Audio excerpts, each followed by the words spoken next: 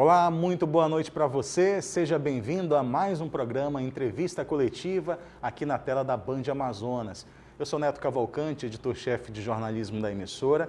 Está comigo na bancada no programa de hoje a jornalista Isabela Bastos, que faz parte do quadro de repórteres do Grupo Bandeirantes de Comunicação aqui no Amazonas.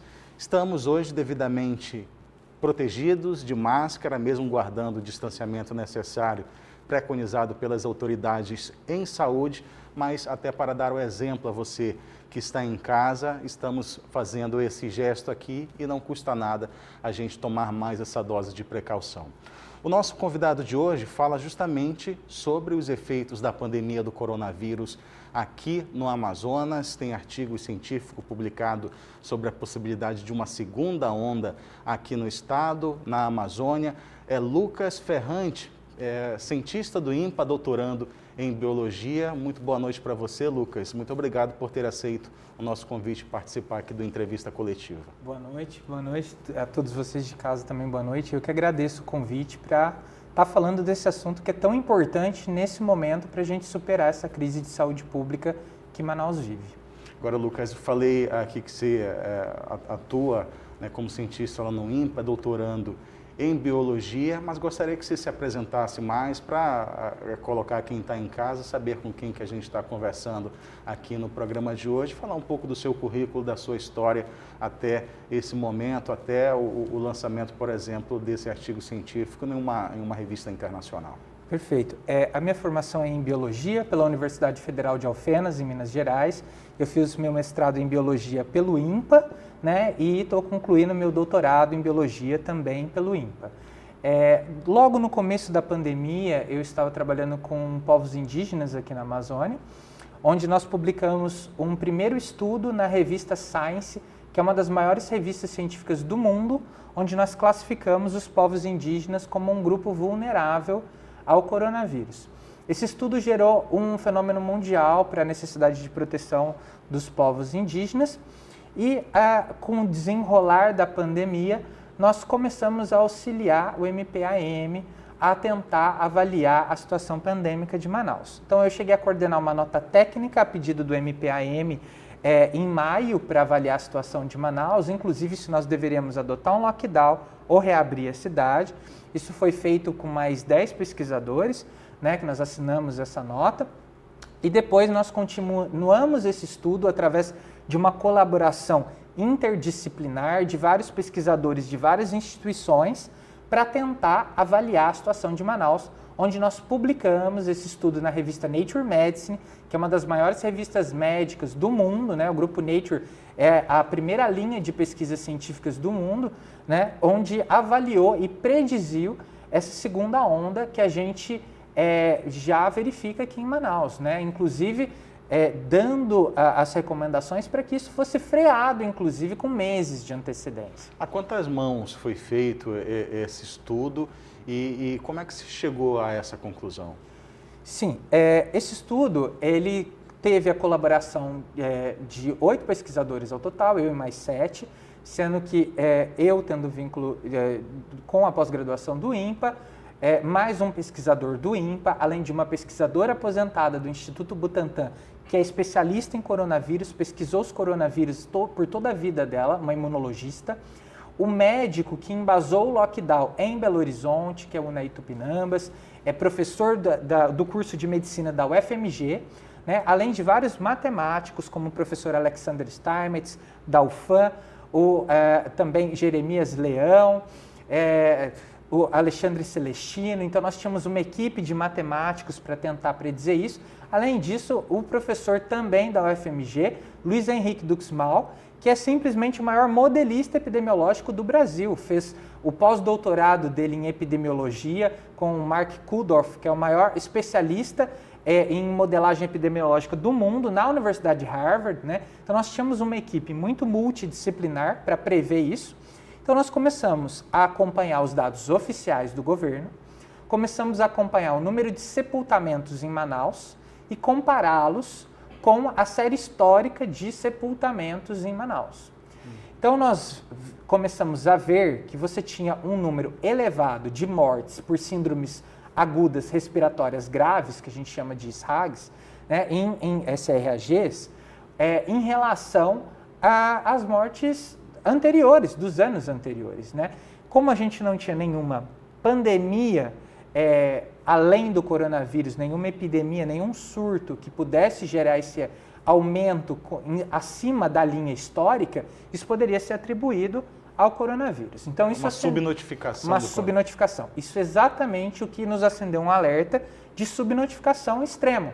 Então, com base nisso, a gente consegue observar que talvez as mortes para o estado do Amazonas, inclusive para Manaus, sejam 2 vezes maiores do que, de fato, oficialmente é registrado. E isso no começo, né? Quando a gente ainda tratava daquele primeiro pico. Exatamente. E agora a gente nota mais uma vez o aumento que é visível e fica imaginando como é que não deve estar a subnotificação, porque a gente não deixou de ter a subnotificação.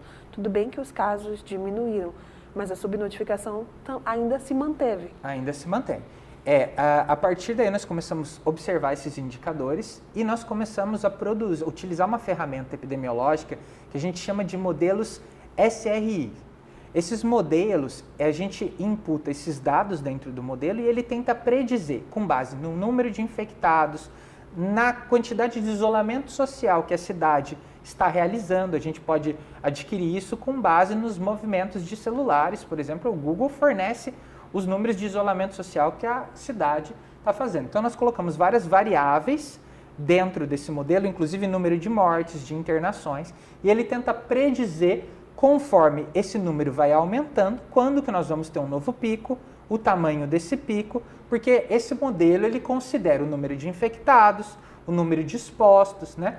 Então, com base nessas informações, nós estimamos que hoje nós temos cerca de 50% da população de Manaus que já teve contato com o coronavírus, né? Sendo que nós sabemos que vários estudos publicados nas maiores revistas científicas do mundo indicam que quem teve contato com o vírus, de 4 a 6 meses, começa a perder a imunidade, que são aqueles anticorpos de resposta celular, de memória celular, que a gente chama de IgGs.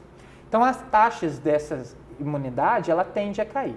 Então, hoje a gente sabe que quem pegou o coronavírus no começo da pandemia, já pode pegar novamente, né? Então, essas pessoas meio que elas voltam para a taxa de se reinfectar. Então, por isso que nós temos esse cenário que a gente tem hoje, porque ainda nós temos metade da população que não teve contato com o vírus, muitas pessoas que estão perdendo a imunidade, né? E essas taxas de contato das pessoas aumentaram muito, principalmente 2 semanas antes do Natal, onde as pessoas acharam seguro ir para o comércio. As aglomerações, né, aumentaram muito, né, nessa época de fim de ano. Parece que com as medidas a população relaxou. Relaxou. Agora, por que é tão difícil a gente, de fato, atestar que uma pessoa está reinfectada? Perfeito, isso é uma pergunta muito importante. A OMS criou alguns critérios para a gente, de fato, confirmar um caso de reinfecção. Então, primeiro você tem que ter documentado que a pessoa teve o coronavírus no começo, ela tem que estar assintomática por mais de 90 dias, ou seja, teve um período depois que ela teve a primeira infecção que ela não manifestou a doença, porque poderia ser, por exemplo, uma síndrome de longa COVID, onde os sintomas se estendem. Nesse meio período, ela tem que ter testado negativo, não tendo mais resquícios do vírus no organismo, e depois ela mostrando novamente e tendo novamente os sintomas com confirmações de testes que são eficientes, que é o que a gente chama do RT-PCR, que é um teste padrão ouro para identificação disso.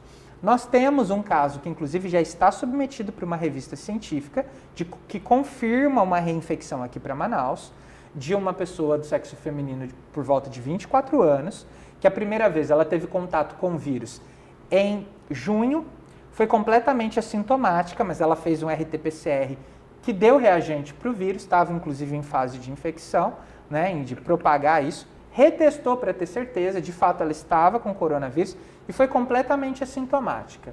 Refez o teste 60 dias depois, não manifestando mais sintomas, mas em outubro ela começou a apresentar novamente sintomas. Então ela teve um período livre do vírus e depois ela voltou a apresentar os sintomas, né? E o vírus dentro do organismo confirmado também por um teste que é o que a gente chama de padrão ouro, que é o RT-PCR, o melhor teste, que não tem chance de falhar. Então, nessa reinfecção dela em outubro, foi após 109 dias do primeiro contato que ela foi identificada daquele primeiro PCR, quando ela ainda estava assintomática, né? E ela mostrou um quadro de cansaço, febre, ou seja, a reinfecção dela... Mostrou já sintomas. Já mostrou sintomas. Inclusive, na segunda-feira agora, que a gente achava que ela já tinha se recuperado, porque ela passou o mês de dezembro inteiro bem, sem mostrar nenhum sintoma, e ela voltou a manifestar os sintomas de novo. Nesse caso específico, ela nunca produziu IgG, que é aquele anticorpo de memória, de resposta ao coronavírus, que normalmente dura de 4 a 6 meses. Existe uma porcentagem da população que tem esse problema, essa resposta imunológica, não é? Naturalmente não vão responder, né? Então você tem pessoas que são, por exemplo, que a gente chama de um fenótipo recessivo, né? Que é um fenótipo que não gera resposta a isso, e é uma porcentagem pequena da população, que não vão chegar a produzir esse tipo de anticorpos, né? Então, no caso, essa paciente, ela não produziu IgG nenhuma das vezes, né? Então, considerando que o IgG ele permanece no organismo ainda de 4 a 6 meses, né? Em outubro era para ela ainda ter o IgG da primeira vez que ela teve contato com o vírus, e ela não manifestou isso. Então, vamos lá, a gente poderia ter uma situação de reinfecção por não responder imunologicamente ao vírus e também por ter esse prazo vencido, né, no caso do antivírus do IgG. Exatamente. Então, nós temos esses dois casos. Quem pegou lá para abril, hoje provavelmente já não tem mais um anticorpo. Ou seja, quem pegou no início da pandemia e achou que ia se livrar para o resto da vida, agora acabou. Está suscetível novamente a imunidade natural, que é aquela quando a gente tem contato com a doença, ela é temporária. Hoje, vários estudos, não é 1, não é 2, não é 3. São vários, 20 estudos nós temos publicados no The New England Journal of Medicine, que testam esse tempo, na Nature, né? Então, vários estudos já testaram isso. Na PNAS tem um estudo recente que mostrou isso, que é a revista da Associação Americana, Científica Americana, né? Então, vários estudos mostram que isso tende a variar e é um período inferior a 6 meses, né? Então, no caso, por exemplo, desse estudo de caso que a gente está avaliando e acompanhando de perto, a paciente sequer gerou IgG, né? Então, ela nunca teve uma resposta imune de memória ao coronavírus, tanto que ela se reinfectou novamente. E quem já teve vai perder isso depois de um tempo. Por isso que não dá para dar 100% de certeza para as vacinas, né? Porque existem pessoas que não vão gerar esse anticorpo. Exatamente. O caso da vacinação é muito importante. Por exemplo... Lucas, eu estou conversando aqui com o Lucas Ferrante, aqui na entrevista coletiva, ele é cientista do INPA. A gente vai fazer uma pausa aqui na entrevista coletiva, mas é 2 minutos. Você não sai daí que daqui a pouco a gente vai responder muita dúvida para você que está em casa. 2 minutos.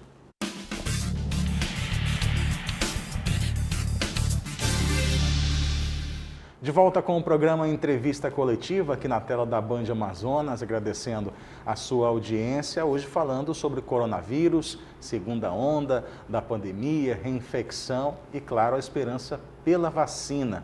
E uma esperança de que chegue o quanto antes, chegue agora em janeiro, isso já foi dito pelo Ministério da Saúde, e existe uma esperança também de o Amazonas, que está sofrendo bastante com a doença, ser contemplado, um dos primeiros contemplados com essa dose de imunização. Lucas Ferrante, cientista do IPA, está aqui com a gente tem essa esperança na vacina, né, Lucas? Como é que estão as expectativas de quem trabalha pesquisando o assunto com relação a essas vacinas? Sim, é muito importante, o nosso trabalho ele se mantém a monitorar a pandemia, né, e nós vemos realmente como extremamente necessário a chegada da vacina. O cenário dessa segunda onda de Manaus, os nossos modelos epidemiológicos, eles já alertavam desde agosto que isso iria ocorrer. Houve uma negligência do poder público em tomar uma providência para conter esse aumento de picos, né? Esse pico grande que a gente está vendo agora, que inclusive pode ser mais grave que o primeiro, porque agora nós vemos casos do interior demandando de Manaus que a gente não tinha antes, casos de reinfecção que podem ser mais severos, e também pessoas que tiveram algumas sequelas que ainda demandam de assistência médica. Então é muito importante que o Amazonas tenha um plano de vacinação o quanto antes para mitigar esses problemas da pandemia aqui. O que nós temos recomendado é que se faça um lockdown muito mais severo do que esse fechamento parcial que a gente observa agora e um plano rápido de vacinação da população.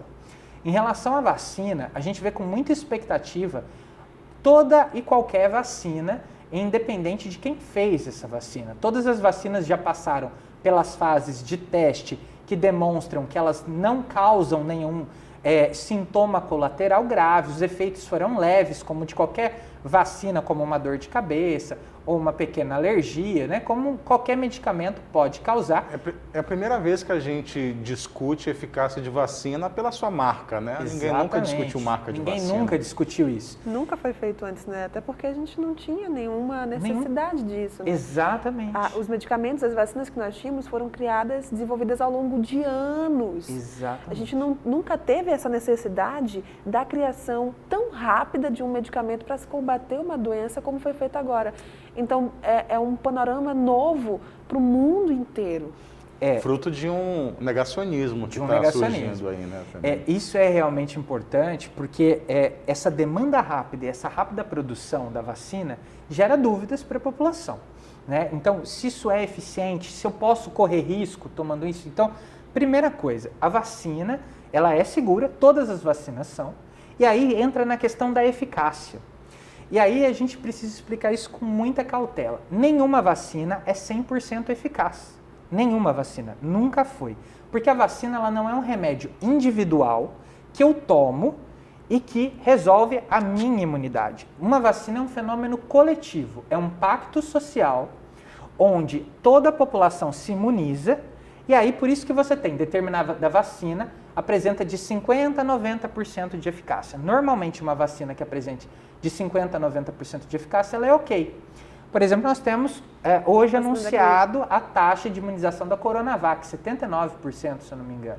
Isso, né? 78%. 78%. Muito alta, é uma imunização muito alta. Significa que, se nós tivermos uma imunização massiva de toda a população, 78% da população vai gerar anticorpos.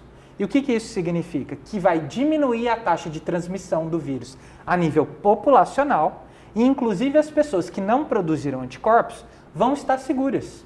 Então, a vacinação é um pacto coletivo, é um fenômeno coletivo para erradicar uma doença, não é um remédio individual que eu tomo para resolver o meu problema.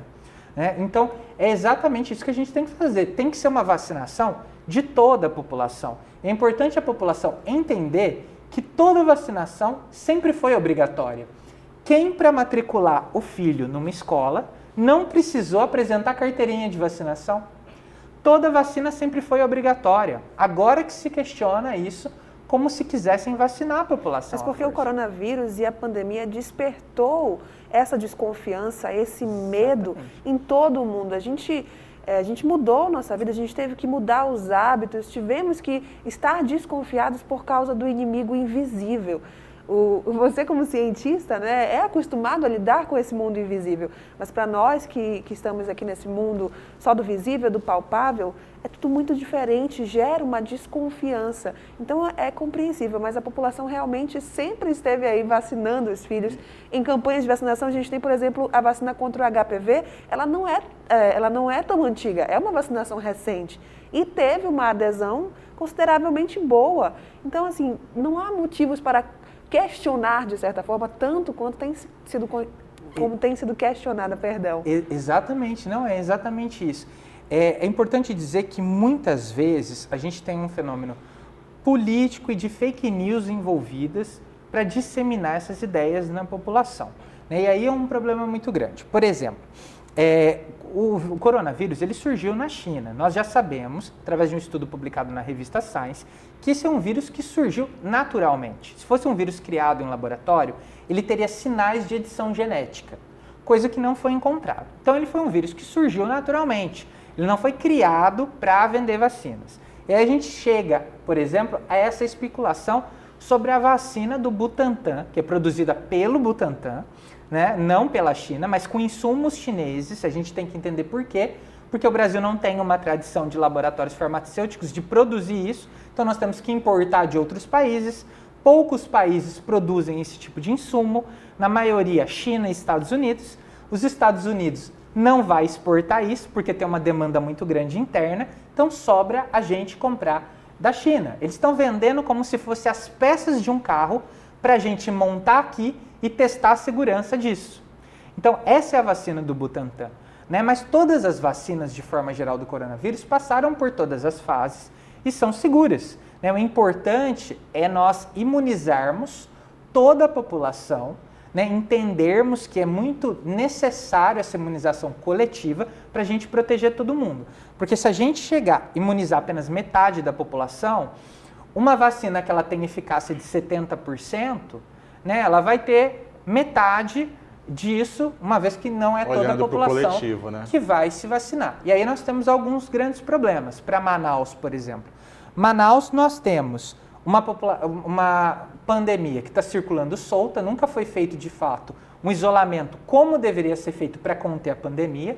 Pois é, enquanto não chega a vacina, é isolar, é usar máscara? Isolar, as medidas de máscara, por exemplo, de álcool em gel, vão ter que ser utilizadas até um pouco depois da vacina, até todo mundo tomar vacina, gerar anticorpos e o vírus parar de circular na população. Então, 2 meses depois da vacinação coletiva, o álcool em gel, a máscara ainda vão ser necessários, mas a gente vai poder voltar um pouco à convivência. Então, Lucas, a gente está vendo esse aumento de casos, Exatamente. Mas a gente já chegou no ponto mais alto, segundo o estudo que vocês fizeram em agosto, os números atuais. O que você acha? Ainda vai piorar ou daqui para frente é amenizar? Não, os nossos modelos ainda dizem que pode aumentar. Pode aumentar por alguns eventos. Primeira coisa, nós temos uma variante do vírus que é muito mais virulenta, e até mais forte os sintomas, que está chegando da Europa. Ela já foi registrada no Brasil, embora não foi registrada em Manaus. Mas é uma questão de tempo até chegar aqui. Os aeroportos estão abertos. Os aeroportos estão abertos. E muita gente está viajando, como nós já temos visto. Então, é uma ilusão achar que isso não vai chegar aqui. A gente precisa parar de ser negacionista e achar que vai ter um fenômeno místico, as coisas vão se solucionar do nada. É uma questão de tempo até chegar aqui. E isso vai agravar. Isso vai inflar ainda mais, porque imagina alguém que pegou o coronavírus recentemente, de forma natural, a gente não sabe se essa pessoa está imunizada contra essa cepa nova. E se considerar o período de incubação, talvez a gente ainda não esteja vivendo o reflexo das festas de fim de ano. E isso é um outro fator importante, porque de fato nós temos um delay de 14 dias, até da contaminação, da internação e depois as mortes depois de 21 dias. Então, esse aumento de casos que nós vemos agora é os casos do Natal e do Ano Novo ainda que estão começando a surgir. De fato, os 14 dias, porque aqui na Band nós fazemos a comparação sempre com 14 dias. Exatamente. E o comparativo agora que está chegando perto do período natalino. Tiveram as confraternizações de fim de ano também das empresas um pouco antes das festas de Natal. E não só, muitas pessoas começaram a fazer reuniões em casa também, porque acharam que estava tudo seguro, Uma vez que começa a se liberar esse tipo de atividade, as pessoas começam a se reunir mais, as pessoas entrando de férias, E outro fenômeno também, que com a virada do ano, muitas pessoas parece que sentem que a pandemia chegou ao fim e que tudo ficou no ano passado. Um novo ciclo, 2021 Um novo ciclo, acabou. Os problemas ficaram para trás, mas não é bem assim. Então, o que a gente vê é que realmente esse pico pode se agravar, inclusive nossos modelos sugerem uma terceira onda se nada for feito. Nós avisamos de uma segunda em agosto, teve-se tempo para tomar uma providência, nós sugerimos datas específicas para se frear. Nunca a pandemia em Manaus deu sinais de uma remissão completa. Se a gente pegar os dados e observar de agosto em diante, estava estável, mas aquilo não tinha uma diminuição. Inclusive de outubro em diante, ela começou a dar sinais de aumentar um caso por dia, 3, 4, e indo até o ponto que a gente observou agora. Então, em outubro, já se discutia o aumento de casos, inclusive nós tivemos uma assembleia pública na Leão, onde foi discutido o aumento de casos, nós fomos falar, vai ocorrer uma segunda onda. E falaram, não, é um aumento de casos, é um repiquete que está acontecendo. Não, na verdade aquilo já estava até publicado numa revista anunciando a possibilidade daquilo, né? Então, nós verificamos que existe a possibilidade de uma terceira onda, porque justamente como as pessoas que já se reinfectaram vão perdendo a imunidade, isso se torna um ciclo sem fim.